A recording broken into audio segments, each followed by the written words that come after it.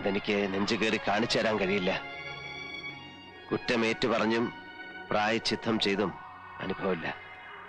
പക്ഷേ നിങ്ങൾക്ക് വേണ്ടി പറയൂ, ഞാൻ എന്ത് വേണം പറയൂ മാഷേ. ഈ മുഖത്ത് നോക്കി ദേഷ്യം എന്ന് പറയാൻ പോലും എനിക്ക് പറ്റുന്നില്ലല്ലോ ഈശ്വര.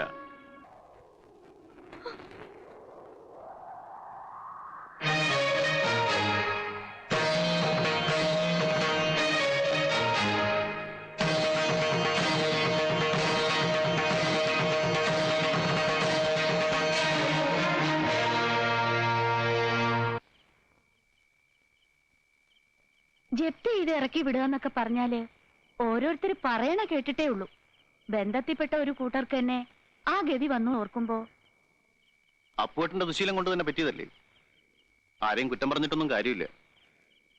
വാസോട്ടാ, ഉള്ളതിനനുസരിച്ച് ജീവിക്കാൻ പഠിക്കണ്ടേ? മനുഷ്യരായാല് ഡാൻസ് പഠിച്ചിട്ട് പേരെടുക്കാന്നൊക്കെ പറഞ്ഞാല് അത് അഷ്ടിക്ക് വകയില്ലാത്തവർക്ക് പറഞ്ഞതല്ല.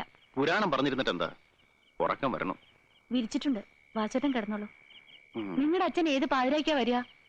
വിവരമൊന്നും അറിയാണ്ട് എവിടെയെങ്കിലും കുടിച്ച് ബോധമില്ലാണ്ട് കിടക്കണുണ്ടാവും. ആ ചായപ്പില് പായും തലോണയും കാണും. അവിടെ കിടന്നോളൂ രണ്ടുപേരും.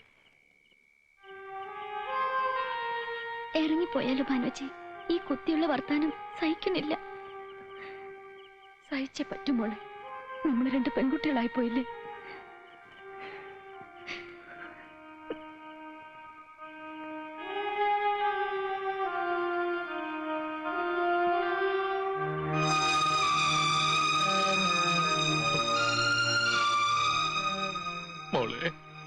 വേണ്ട, ഒന്നും പറയണ്ട.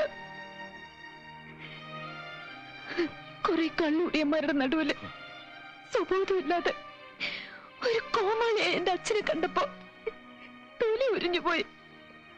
നാണക്കേടുണ്ട്. എന്താ എന്റെ അച്ഛൻ ഇങ്ങനായി പോയത്?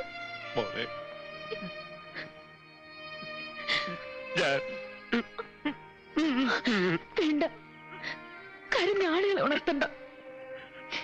എന്തോ ഔദാര്യത്തിന്റെ പേരില് ചാരക്കുണ്ടിലെ നായ്ക്കളെ പോലെ കഴിയണം ഇവിടെ. രാത്രി ഇങ്ങനെ ഇറക്കി വിട്ട പോകാൻ ഇടമില്ല, ഓർത്തോളൂ.